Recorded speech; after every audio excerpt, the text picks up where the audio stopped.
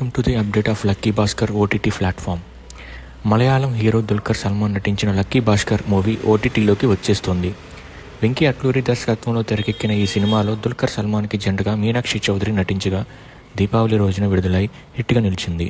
విడుదలైన రోజే పాజిటివ్ టాక్ను సొంతం చేసుకున్న లక్కీ భాస్కర్ బాక్సాఫీస్ వద్ద 100 కోట్ల వసూళ్లను రాబట్టింది. దుల్కర్ సల్మాన్ కెరీర్లోనే అత్యధిక వసూలు రాబట్టిన సినిమా ఇది. కుటుంబం కోసం సాధారణ బ్యాంక్ ఉద్యోగి రిస్క్ చేయడాన్ని కథాంశంగా తీసుకుని దర్శకుడు వెంకీ అట్లూరి మిడిల్ క్లాస్ ఆడియన్స్కి కనెక్ట్ అయ్యేలా తెరకెక్కించారు.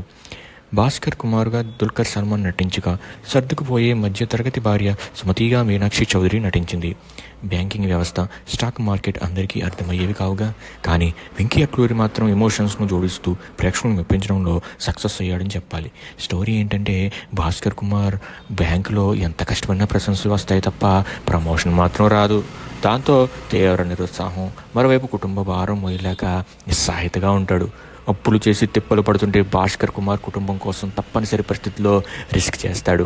ఆ రిస్క్ అతడి బాధలు తీర్చిందా లేదా మరిన్ని తిప్పలు తెచ్చిపెట్టిందా అనేదే సినిమా. బడ్జెట్ కంటే డబ్బులు వసూలు.